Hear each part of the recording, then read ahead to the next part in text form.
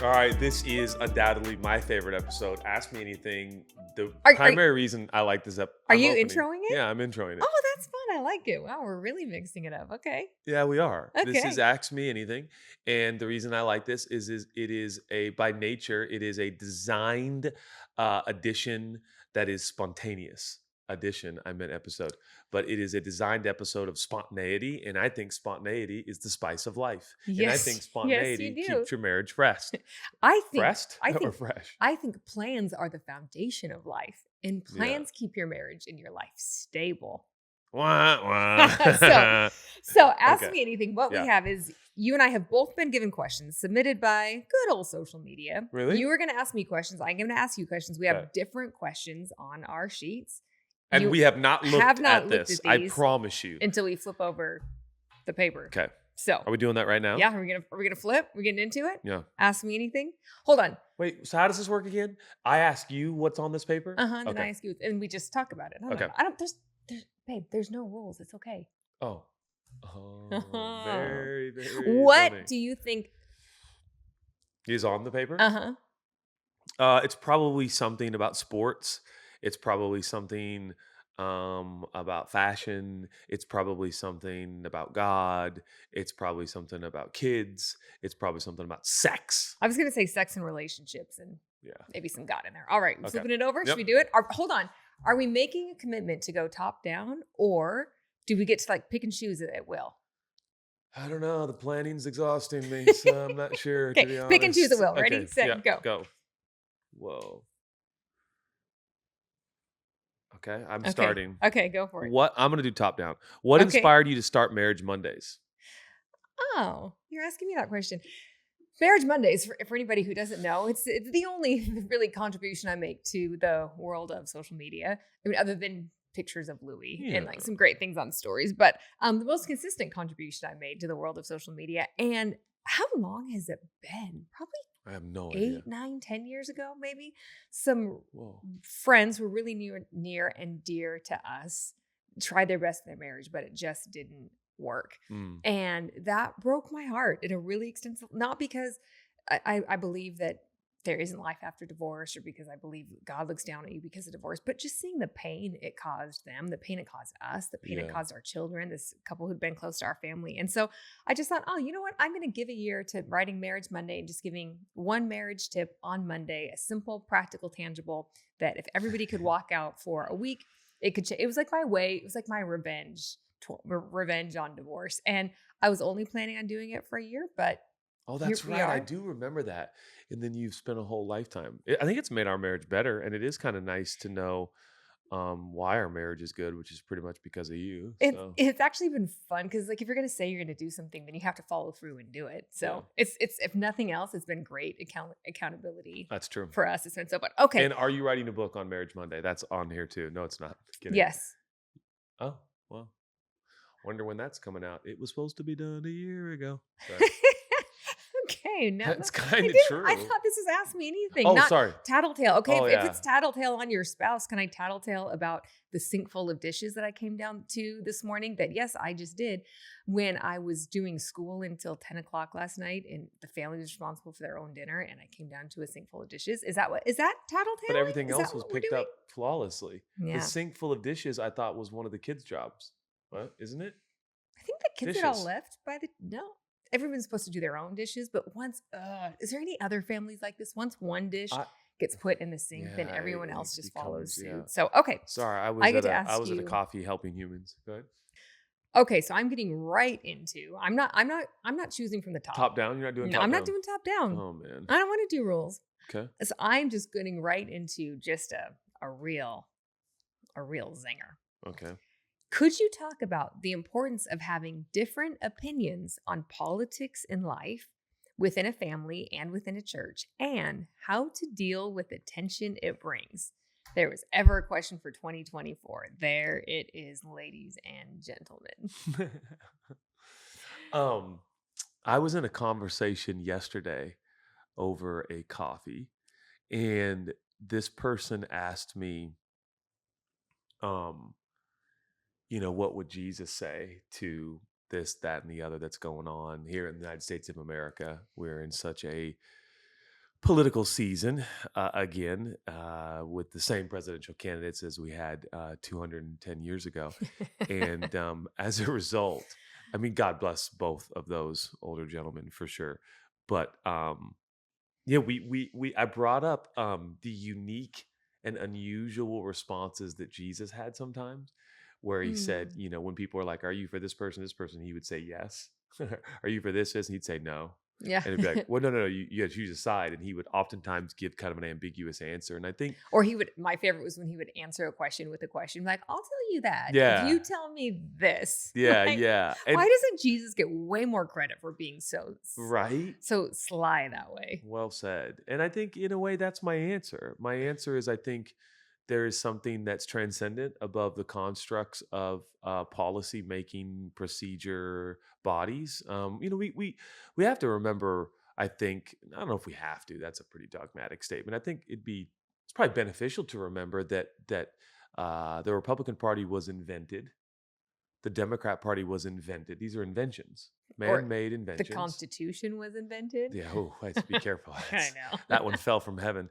You know, the Constitution is invented. You know, honestly, and I don't, Chelsea and I don't mean to say these things because we are Disrespectfully. uh, privy or passionate about one party over the other. I can honestly say at this point, you and I literally, and people may not like this.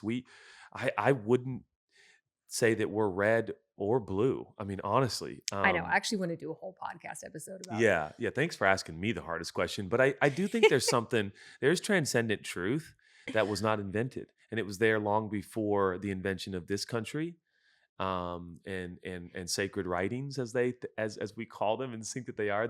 The only sacred writing to me is notes that you have written me in middle school, and most Oh, importantly, the ancient scripture.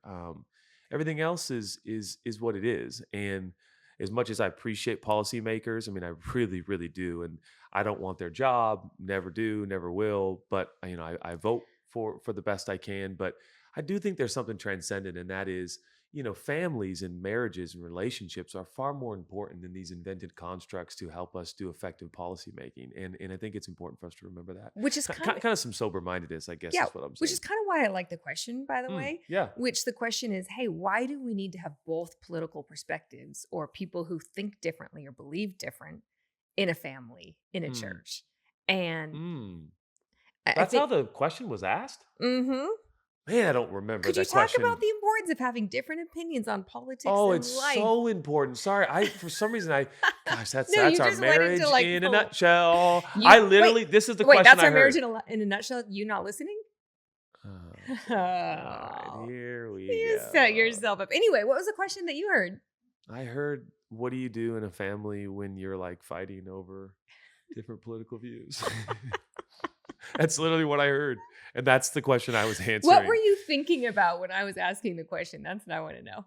Man, that's a lose-lose these days. Right? Oh, that Okay, is a tough one. let's move on. But it is so important to have differing views. And I guess that's a much better answer even to the question I thought that was being asked. And that is like respecting each other's views and being like, okay, I see. Well, and for us to all Um, have the I mean, I was just to think that Jesus is red or blue is kind yeah. of insulting. Sorry. I was just I was knee deep in Philippians yesterday, all day, all week, as I've been studying that for school. So like there are going to be so many Philippians references in Here this we go. podcast, but Buckle your seatbelts, then it listeners. literally says, "Think of each other more highly than you think of yourself." Oof. And can you imagine if we had families and a church community when we had people from different political parties and we thought, you know what, maybe their opinions are better than mine. Yeah. Maybe this person has something that I could learn from. Like, okay, Can I that would just be and can I crazy. just say, like, if you or I, listeners or Chelsea and I, have the answers to all the problems in the world or in a country, if we're not careful, that doesn't that make us God? And maybe it doesn't. Maybe like that logic doesn't hold up. But let me say it like this: I- if we have the fix for everything, where is the trust God in the mystery? And that's always in play Yeah. in human Yeah. existence. So I just I don't know if the kind of the know-it-all syndrome is incredibly beneficial I at this love it. point. We're answering questions, but we're like, don't be a know-it-all. So Yeah. Well, that's how we're going to answer these questions. We're going to end them with, but I don't really I know. don't really know. Here's what's worked for me. All right, what do you got? Okay. Can you share some insights on keeping intimacy alive and exciting in marriage? Oh, by intimacy, do you mean sexual relationships? Yes. I don't know that actually for sure. um, Actually, I'm going to answer the question as is. Okay. Intimacy being more than sex, True. being Very true. connected. I think it is so important. Tell me if I'm wrong. Okay. Again, now I'm like so afraid of being a know-it-all. You know what I mean. It's an But attitude, it's a tone, it's an approach. absolutely. Okay, back Yep. thinking about our youth pastor days, we would talk about intimacy in the sense of there is a place where the most intimate thing that you can do with another human is when you are in a relationship that you are connecting physically, you're connecting on a soul level, emotionally and intellectually, and you're connecting spiritually on a spiritual level. And I think when all three of those things, I know for us, when we're connecting on all three of those, we're having sex consistently. We are talking and we're sharing our thoughts, we're sharing an activity together. That is like so fun. And when we're doing something spiritual together, like our daily guided prayers in the morning, that is a level of intimacy to me that just feels complete. And they complement each other so well that, man, if our sex is good, that helps us connect better spiritually. When we're connecting well spiritually, it provides so much trust for us to connect emotionally and intellectually and with habits. And so that would be my advice on intimacy. What do you think? Well, that's really good. I like it. Can I ask you another question? Sure. I mean, Um, since there's no rules and you don't want rules. well, in regards to balancing, uh, so we got intimacy, alive, exciting in marriage, and then, uh, Is this a question from your sheet or are you making it up? no, this is the next Oh, question. And I okay. think it just works in tandem. So Okay. how do you think we balance being driven yet content with our lives? Um, that's intimacy, alive, and exciting in marriage, but then you got a bunch of other stuff going on in life. So there's a lot of connection there to Ooh, which those is things. really similar to a question that I have Oh, for you, which is what is your secret to staying hungry for life while being fulfilled? whoa, Would you that say is essentially the same question. right? Yeah. I'd say those go together pretty well. So Okay. let's get into it. Okay. You go first. What was the exact question? How do you balance being driven yet content with your life? Oh, this is a tough one for me. I think I am a naturally pretty content person. Mm, You know how different people have different gifts. Somehow I think I just have a gift of contentment. yeah. And maybe that's because I'm more of an introvert, maybe because I really entertain myself with my mind. I was going to say my mind is a beautiful place, but like, Whoa. All right. it's You have a beautiful mind. I have a beautiful mind. Yes, you do. I've, I think it's a beautiful I place. entertain myself with my thoughts very well. Yeah, And that is true, actually. so You're good at being alone. yeah, I'm good at being alone. So I don't really have You're not FOMO. codependent. I don't really have FOMO much in life. So I think I would really probably love to hear you speak to that question. But so probably what I need to work more on isn't the contentment, it's the drive. Hmm. So maybe I could speak to that. For me, the only thing that really drives me or moves me is if there's a purpose behind it. If I can see the purpose behind something, then I'm all in. I will give up my alone time with my entertaining mind to go to do a podcast or to do something like that. But if something isn't tied to a purpose for me, it just doesn't work. I mean, obviously raising kids, there's such inherent purpose to it. Raising church, leading a church, there is inherent purpose to it. But for us doing church, there became a point where Yeah. running 7 services on Sunday didn't really have that much of a purpose to me when just learning about the transfer growth and all the things that were really happening. So tying things to purpose is Yeah. always what drives me. How about you? What would you say? Well, the most honest answer, which I mean honest by saying this is what I actually do in my life. Mm, If I cut the tension between drive and contentment, because there's deep tension there. First of all, I believe in tension, the power of tension. yeah. So I think we all Right. need tension. Can I just pause on that? I think so often in life we want to relieve tension when we Mm. don't realize that tension is the thing that's holding us Where you often find truth. together, where you find truth, I'll never forget a podcast that Andy Stanley did on on tension and leadership, and Mm. he's so great. And he talked about how as mammals we have opposable thumbs, and that provides tension and all the things that we can do because we have thumbs, which really is a tension creating Wow. device.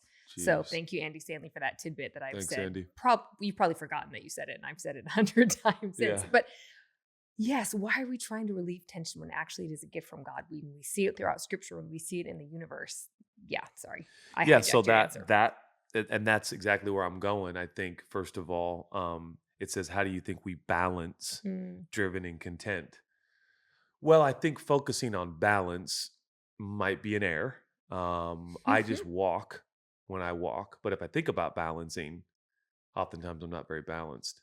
And you So lose your super cool balance, walk. yeah, balance. Thank you. Balance is something that, when focused on, sometimes it can be compromised. So I think instead of focusing on balancing, I think it's embracing the tension between being driven and content. There's going to be tension, and then ultimately, here's the part that's going to sound very, very spiritual, and you know that this is how I live my Hmm. life. I had a coffee today with a potential partner on a project, and um, money is just not what drives me in life. If any material thing drives me in life, I love real estate. You know that. I live Yes. on Redfin and other real estate apps. That's fun to imagine a life in a different environment. That's exciting to me. But money is not a real driver for me. So what drives me? Um, I like to achieve, uh, but ultimately, I like to make humans feel like they can You fly. also like to win too. Like Yeah. you're Oh, yeah. very Yeah. much a Yeah. winner, Yeah. which I respect so I much like about to you. win for sure. I like to question who's keeping score, though, for sure. Of course, but I'm Right? just like Because in sports and whatever, and yeah, I you love definitely to have a win. drive to I win, love to win, and which I we love. could dive into that of what I think winning in the world is. Yeah. But anyways, But that's not on my list of questions for you. oh, great. So, Can I finish my oh, thought no. or nope? Okay, great.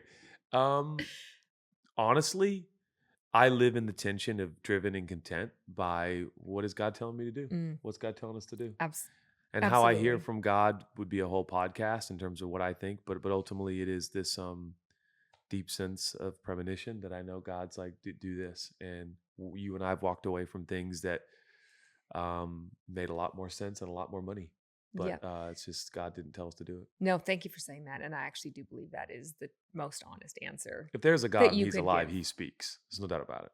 And yeah, and listening to him just Yeah. creates a really fun, spontaneous adventure. Thank you.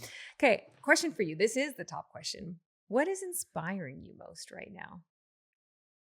Um, the concept, if I'm really, really honest, it's the concept of the whole world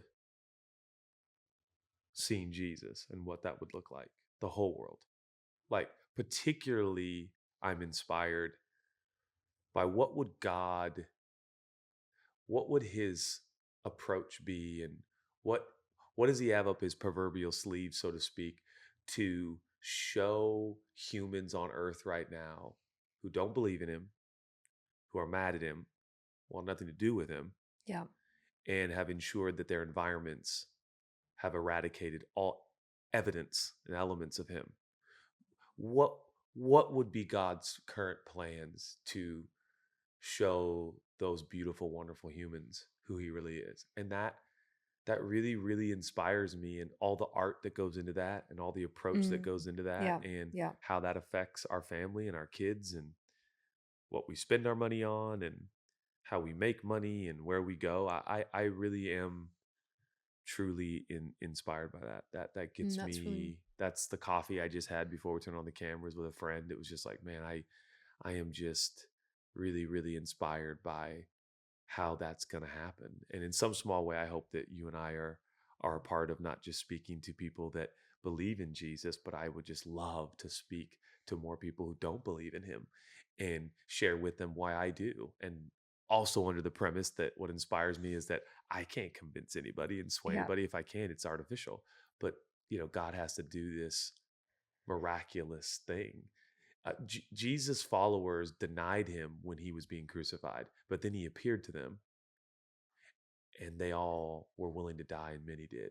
Yeah. the Yep. about face that even his followers make when Jesus resurrects and walks through the wall and appears to his disciples is so transformative that I crave how that's going to happen in today's world. I remember like 15 years ago. Gosh, this is making me sound old. But we have a son who's But we're about to not. get married, so he can be old. Um, and you started saying this that transformed me in the way I thought about leadership and people and so many things. And that was, Jesus is so good. He's so loving. He's so compelling. If people could actually see him for who he really is, not through a culture who's made him to be or through a system who's made him to be, but through the Jesus that we actually see in the Bible, that he's almost irresistible. Yeah. Like somebody, because God has given us free will, yes, we can still choose to resist Yeah, that's him. where we get But the almost. if you actually see him and know him the way that you and I see him and know him, it's just really hard to resist him. And not that that makes like, all the things, but I thank you for He's answering the that only way. perfect being in the universe. Yeah, So yeah, he's it is. almost It is. That's irresistible. a really honest answer for you. Thank And you. I'm great. Thanks for answering honestly. Yep. What's most inspiring you right now? Well, that's not how this is supposed to work. Oh, You're oh, supposed to ask me a different okay, okay. question. Look it, I'm know the What's rules. you want me to do it? Yep. Could you share your thoughts on navigating the awkward space between not being a young adult and but yet not close to your 40s? The other Can you day, remember back that far? yeah, for anybody who didn't was the navigating. The other day, we were in a meeting with different ministry leaders within Church Home, and something for a question for young adult came up. It's like, oh, I think the young adults are feeling this, and I said, well, but sorry, when you say young adults, what age do you mean? And we'd been in a conversation about young adults for a solid like 8 minutes. And everybody who participated in that question had a different version for what being a young, A different different definition. definition for what being a young adult is. Some people are like, Whoa. oh no, it's college students. Oh, it's people in their late 20s. Oh, it's people who are still single. And so that question makes me laugh. So because I feel like now I need to define what young adult is. I look at I'll answer probably that from a mom perspective Yeah. because we are in our 40s. I look at our son who's 19 and I think he better be a young adult. I mean, I realize he's still a teenager because he's 19, but if he's not a young adult, then what is he still? Like, Yeah, is he he's a kid? an adult that's He's an young. adult who's young. I Yeah. mean, I realize his frontal lobe is still being developed and that develops until we're 25 and Yep. there's still evidence of that in his life. Um but I think is that I think there is a myth when people say young adults, and that is the myth that young adults is a space between graduating high school and figuring out who you are and what you want to do in life, and you feel like your life is settled and you have Mm. and life feels settled. I don't know how much that exists. In so many ways, I feel less settled now than when we were 25. As far as when we were 25, I think we would have answered these questions so much more definitively and thought we knew so much Oh more man. and Isn't that the and truth? didn't embrace the mystery of God as much as we do now. And for us, like the mystery of life that's about to happen as far as what is life actually going to be as our kids are here graduating high school and getting married, we have empty nest. And so I think Great it point. is a myth that you enter this season of life in your 40s where you get married and you have a kids and you have a mortgage and you get to settle down and you kind of have life figured out. Yeah. And so probably my answer I'd give would be, hey, don't give into that myth. Just consider yourself an adult now. You're out of high school, consider yourself an adult and just live life to the best of your ability and embrace the mystery of it and the adventure of it and know that there's probably always going to be mystery and adventure and uncertainty in life. So just kind of get used to it. And that's part of adulthood. Is that a mean answer? No, and I think they use the word awkward. I would say, Mm, whatever's awkward and just embrace its awkwardness. Just yep. embrace it. Yep. Yep. Just own it. Yeah. And for people who would consider young adults out there, who I would say early 20s, right? Anything after early 20s. I think. I mean, I don't know. yeah. But it's just enjoy every season and don't wish for the next one, you know? Totally agree. All right. All right. Huh, this is a fun one. What advice do you have, Judah, for high school sweethearts navigating long-term relationships or marriage? What advice? Oh my goodness. That is a hard question. So am I safe in saying, I guess you don't really have much backstory either, but Yeah. that these people were high school sweethearts and they've been in a relationship for a long time. Right. Like, can we make up a story? Can we make up a story that these people are high school sweethearts and he is ready to get married and she She is not? isn't. And they're trying to navigate that. Like, let's make up a backstory with it. That's so much more fun, right? Yeah, that has to be it. Um, well, I don't know. I mean, I think that's a really tough question. It's so unique for each Yeah. person too, So I just am really hesitant to I speak. I know what advice I would give. Oh, okay. Find a good relationship counselor, a good licensed family marriage and therapist, and Well, go not talk to everybody can somebody. afford that. That's a presumptuous answer. Yeah, that's true. A little Okay, bit. then read some really good books together. Yeah, well, I Don't would I would say seek to understand the other person and ask them what gets them going and what moves them and what's important to them and not I guess my advice would be this: presume nothing, assume nothing, and keep learning about each other and keep don't take it for granted that you've been together as long as you have, and don't take it for granted that because you've been together that you know everything that is to be known about that person. I think there's a full lifetime of understanding to be had and to be done, and I think uh, entitlement is an interesting attitude that settles in sometimes when we start to just go, "Oh, I know them, I know this," and you just take them for granted. And I sent you a text yesterday because I think I was feeling like, man, have I taken Chelsea for granted the last few days? Have I just assumed like her love and her affection and her affinity? And do I realize what I have in her? And longevity can do that. It can just lull us into this kind of blase existence where yep, we so just, true. and it loses Yep. its shine and its luster. It doesn't have to. It's just that the moment you drive that new car off the lot, it drops in value in our culture for a reason. We are not pre-programmed Hold on, I to. missed the car analogy. What do you mean by that?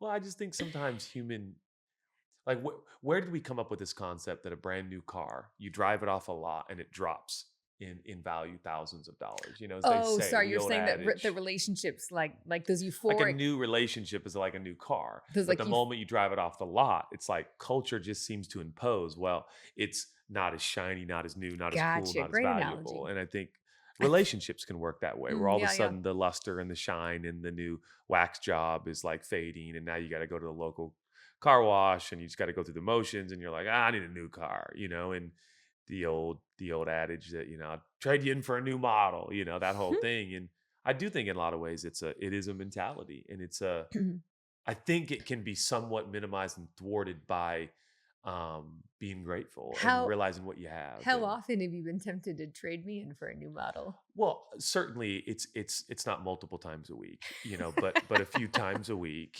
I'm kidding. Come on. It's been hours since I've thought about trading you in. No, no, come on, that's a joke. It I is don't a real temptation, or just to think in hard I moments. met with I met with someone who's going through a really difficult chapter in their marriage, Yep. and they actually said, I've had a lot of thoughts lately. What would it be like to be with somebody else? And I do think that that reoccurring thought can be indication of maybe some stuff that needs to be adjusted and changed. So I can happily say that, like the next person, I have often thought what I'd do if you died.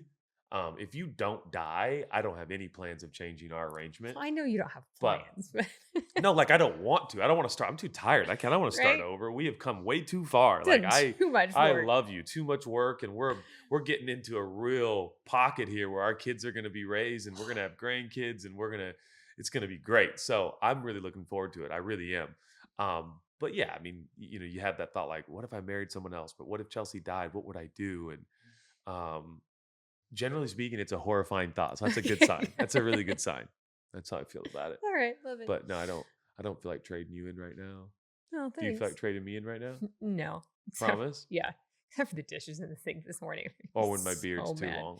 and your beard's too You long. do feel like Like it trading me in. literally gives me the like The heebie-jeebies. literally the heebie-jeebies. But Yeah. we can. But I still even that I'm just gonna trim I it don't want today to trade too. you in. Oh, good. But I I love got that. up early. I haven't, You know what I mean? Okay, I think it's your turn to ask. Manicured. I think it's your turn to ask me a Oh, question. oh, thanks for asking. Mm-hmm. Thanks for commenting. Mm-hmm. What are your thoughts on raising kids who follow Jesus? I recommend it. She can't stop thinking about me trading her in. That's the problem. So we Stop. might. I just honestly, we need to let our listeners know. Stand by. We need to let our listeners know that this. If you stop this episode now, it makes sense because I believe we have lost Chelsea. I think she's No, considering who I have thought about trading her in for, and we actually, may not get her furthest back. At thing least her full attention, and that's fine. It's just something needs to be said. Go ahead. furthest thing from the truth. I'm so confident that Oh, you don't want to trade me in that I was thank you. confident enough to ask the question. Like Okay, I think a lot of people may not ask fair the enough. question. Fair enough. Raising kids who follow Jesus. Yes. First thing that comes to my mind is probably somewhat cheesy, but if that's a desire you have for your kids, obviously our goal is that they would follow Jesus for themselves, not Mhm. because we told them to, not because we asked them to, but that they would have real encounters and just have their own real relationship with Jesus. But there is a scripture where Paul, who was, like the pastor over a bunch of communities, was writing, and he said to people, "Hey, why don't you follow me the way that I follow Jesus?" Mm. And I think the bottom line about raising kids to want to follow Jesus is probably the most important thing that you can do for them is to genuinely follow Jesus yourself Yep. and to let them see that and let them see the heart of it, the doubt of it, the good, bad, the ugly. Let them see us interacting with Jesus on a daily life, bringing him into our decisions, our thoughts, our conversations, our prayers. Not that we're weird about it, but that it's genuine, Yep. that we actually do try to treat people the way that Jesus asked us to treat people, and not just for show and not just because we're faith leaders and it's our job, but just because it's real. So I think that would be the first thing. The second thing is I've never had a minute of being afraid that my kids aren't going to follow Jesus. Mm. And that wasn't necessarily the case for the church environment we grew up in, Yeah. right? There was such a fear of having your kids backslide, which is a whole nother theological thing that we don't even need to get into, that word that's not in the Bible. We'll just call it that way. But um, that our kids are on a journey and it's going to be their own journey. Yeah. And it's going to be the way that God has intended for it to play out for each one of those as individuals. And how it looks for Zion is not how it's going to look for Elliot. It's not how it's going to look for Grace. And it's interesting seeing as they come into young adulthood or teenagehood that God really has met them all such in very unique and different ways Yeah. and really according to their personality. And so I think as parents, if you just take the pressure and the stress off of it and just let it be as natural as when Jesus called the disciples, he said, "Hey, follow me, follow me." Letting Yeah. it be full of faith and God's big and he'll show up and he will show himself to our kids and our teenagers, and just having a sense of faith and ease. And I am also not afraid of this big bad world that's going to get them and it's going to indoctrinate them, Yeah. because the world doesn't have power or allure compared to the power and allure that Jesus has. And I think that's where you and I are very different in the way that we grew up, is that our kids have seen a ton. Our kids have seen more things than I saw until I was 40, 40, probably. yeah, minimum. If it probably even more. I mean, they're in public schools in LA. Yeah. But the ability to see all that and know it's like, yeah, Jesus stands up against all of it. And yeah, there's some moments where we have to choose some things that don't sound super fun in the ways of Jesus. But I think because, yeah, I'm probably rambling now, but that's what I would say. Yeah, and a need for Jesus is kind of essential to following him. And sometimes if you put your kids in environments where they don't really need Mm, for much or want for much, it's hard for them to see. If you do all the saving, I wonder if your yeah. kids need a savior. And I do live in the tension of we don't parent our kids from our own ego, at least we try not to. Yep. And meaning like how my kids act is not a direct reflection on me. And yet I believe that ultimately your kids don't follow what you say. They really follow who you are. And in that sense, your kids are this mirror of you that is either very exciting or very Well, horrifying. in the same day, it's often both. Let's be Both, yeah. honest. It's exciting and But horrifying. I do think it's interesting. People are like, I'm teaching my kids the scripture. You'd probably be more effective if you lived it. Don't you think it's Or just be honest, even with your proclivities and shortcomings and weaknesses. That's how I see it. don't you think it's also about having a long-term perspective towards our kids? That we've said this 100%. before. Like, I'm not just trying to get them to Not act raising a and look 15-year-old. and behave a certain way when they're 18 and get into Yep. college and then wipe my hands of it, done. Now let's go be done being parents. That We're raising a 50-year-old. We're raising a 70-year-old. like even your motto that we have Better at for 70. better at 70. Like, I want that to be our motto for our Yep. kids. That Same. yeah. Same. But it is fun. It is fun. Yeah, have a good time because it's short. Yeah. It's Yeah. short. And man, we're all so serious about raising humans, but raising humans is the most hilarious act that God ever put us involved in. It's the funniest little thing ever. These little bones and bodies and structures and they're skeletons are so growing cute. and evolving, and you're like, it's cute, and then it's like you want to kill them, and then you want to like be just like them, and then you want to like never see them again. It's just like it's this hilarious trajectory that God puts us on. And That like if I have learned anything from anything, I have learned from raising kids. I will say this. I don't know. Hilarious. It's so we talk about teenagers so often because that's the season we're in now. But when Yeah. I think back to toddlerhood of kids, I was very strict. The kids laugh about Yeah. how strict we were, and I don't regret that either. I think the strictness of the toddlerhood has led to flexibility of teenagehood, if that makes sense. That's a good So observation. we can I talk would more agree about with that that. later. But Do you have yeah. a question for me, or do you just want me to keep peppering you with questions? I have a question for you, and that is, what is the one thing every communicator must do to be effective? Assume nothing on your audience. What do you mean by that? Expand on that. Don't assume that we know what that means. I think. Well, this is goodbye, folks. This will be my last podcast for the rest of my life. Since you're trading me in for another bottle. Come on. Cindy Crawford, if you're out there. Oh I love her. She's so beautiful. I love Cindy so much. I think we have had the privilege of hanging out with Cindy, and I do love her. And that, if that's a flex, so be it. But do you remember? I was so with the age like, that we are. That I hope is Cindy like, watches this. I do really do, because Cindy and Randy, we love you so much, Yeah. and I was mesmerized. I was so just was like, I, for the record. I was just like, I was in a convo with her, and I just was like, and we talking, and then it dawns on you, you're talking to Cindy Crawford, and I just had to like calm down. I would like Because break out for in a our cold age, I sweat. mean, she Why was- are we talking about when we this? were in My high bad. school, when we were high school, she was the like ultimate. Anyway, Totally. She's So, so cool. don't She's assume so cool. don't assume anything on your audience. Yeah, and I think, I think what I mean by that is good and effective communication really is all predicated upon your audience, and has a leader truly communicated if the listener hasn't heard? And the answer to that is no. You're just talking to yourself. So I think the assumptions and presumptions we make on the audience is things like they know who I am. They know my story. They want to hear what I have to say. I'm really smart. They're impressed by me. They are going to listen the whole time. I'm the primary voice in their life. All these just different, I could keep going on and on. Yeah. All these different assumptions that communicators make. And that's why, if you're listening, I think that's why a lot of us as listeners go, what is wrong right now with this? Why don't I like this communicator? They're talented. They're good. What's annoying me? Assumption and a presumption. You just vibe it and you feel it. We're humans. We're like, yep.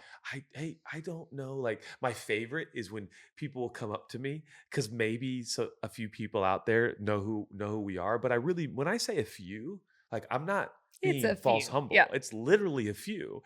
And I love when people are like, hey, first of all, I don't know who you are. And my answer, which is the only honest answer I could give, is yeah, most people don't. Like I don't live from a premise that when I stand on a stage, like I am not, I love Dave Chappelle, but yeah, I wish I was Dave Chappelle. I'm not, I'm not Justin Bieber, I'm not Lana Del Rey. We are who we are, and those are, people we admire and love, and in some cases get to know. But like so most communicators aren't Dave Chappelle, Justin Bieber, or Lana Del Rey. You know what I mean? They're not. And so, if President Obama gets on a stage, you know what? Let's let He President can make some Obama assume assumptions. everybody kind of knows his story and knows who he is. But for the most of us as communicators, that assumption and presumption costs us dearly. Yeah, but And so I speaking know of you're looking at me with suspicious eyes right no, now. Have I said something no, wrong? no, no, no. You haven't said anything wrong at all. But we actually have talked about tension so much in this episode. But there's Mhm. also a tension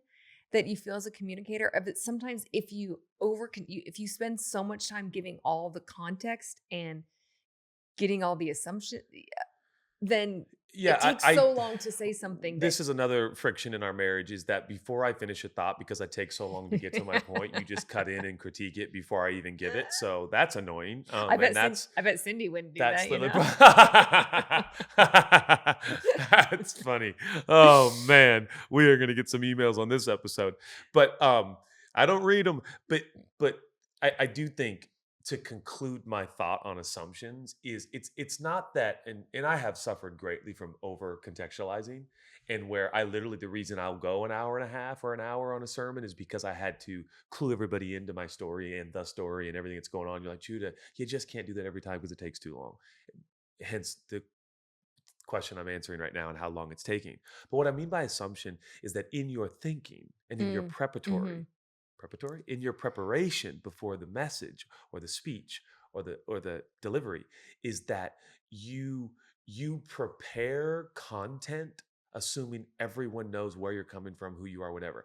I just think your content baked into it needs to be this humble warrior that says, man, I've got to earn the right to be heard. Yeah. I have got to capture the attention. I've got to make this story matter to my listener. That makes for good communication because that brings the communicator to a humble place in their preparation to go, man, I just can't assume that people just are going to turn on this podcast and just I can be laissez-faire in this episode because well, they know who Jude and Chelsea are. The majority of people cluing in right now hopefully don't know who we are and are considering whether or not they want to listen to our content, our responses, our answers, and our delivery. And so I just think good communication starts with good thinking. And good thinking starts with being like, okay, if I had to communicate who I am, where I'm going, why this matters, what's going on, I'll give you one little practical tool Love it. every single time, no matter where I'm speaking, when I'm speaking, how I'm speaking. And by no means am I presuming that I am the best at what I do, not at all. But if they're in the amount of time I've been doing this, I've been on stage since I was 9 years old. I'm 45. So I've been doing this a long time, right? I would say identifying the need you are trying to meet, whatever that need is. The culture calls it felt need. You can call it whatever you want. But if I'm given a 5 minute, 3 minute, 50-minute delivery, what target am I hitting? Like for instance, the felt need right now for this episode could be people looking for practical answers on everyday living. Okay, that's pretty broad. Now narrow that down. Is there a specific Yep. age group, specific demographic? And that to me helps me distill my delivery in a way that I think makes it more effective. So there's a number of things we can talk about effective communication and different things I agree with and disagree with and what do I, and I'm constantly learning and trying to grow in this area, but I do think it's important no matter what kind of communicator you are to identify the felt need I in the love room. that. And I love that that's what came out of you. Okay, our time is coming to a close. Let's say You one were so annoyed with that long answer, by the way. It is so obvious. The tension is so palpable right now in this room. It is so annoying. And I would like to ask you a question. When Okay, you are annoyed with your husband, we what do you each do get with your one. face? We That each was a get question. No, that was a question. When you're annoyed at your husband, what do you do with your face? Because whatever you're doing right now isn't working. we each get one last question. Is that your question? I wasn't annoyed. You don't think it's honest? I think it's very honest. It is. It's very honest. But no, as you were saying, like, oh shoot, we don't. This is what I was annoyed at. Yeah. I'm like, oh, but we don't have a felt need that we're meeting with this podcast because it's just buckshot. So I don't know what to do with that. So I'm just gonna pretend like I don't think that and move on. We absolutely have a felt need, and I just somewhat communicated it. Yes, I I love think it. there are people out there that are practitioners of everyday, average, ordinary life that we all live, and they want some quick answers, and I think that will give them a pep in their step and a jazz in their pizzazz. Well, that's a great. I think everybody is looking for I a pep in their step and a jazz Thank in you. their pizzazz. So consider me wrong if we Oh have my a word! very I am highly so annoyed with you right highly now. felt need that we are meeting. Cindy! All right, Gina, you can't keep doing that. You can't keep doing that. Like a primal cry for Cindy. Primal? That's a little deep. But do we end it on that or one more question each? Let's do one more question each. Okay. I'm sorry.